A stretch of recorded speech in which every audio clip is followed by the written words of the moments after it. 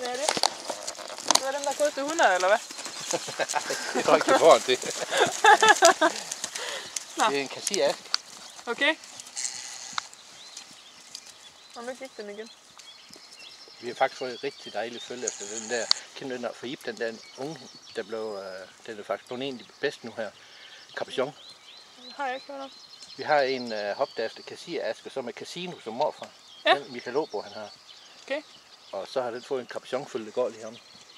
En af de der 2 sæder, der står der. Ja. De er Fanden, godt nok det er kære. godt nok en fin følge. Ja. Den kommer der. Den kommer lige. Ja.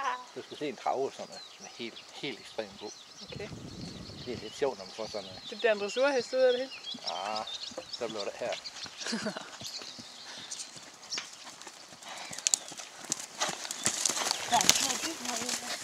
Ja, men der er så mange små fluer i dag.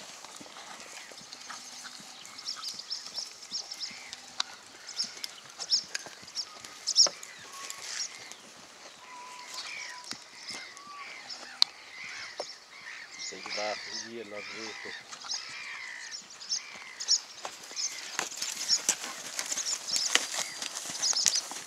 Du har alligevel så meget tøj på, han skal nok lade være med at filme dig.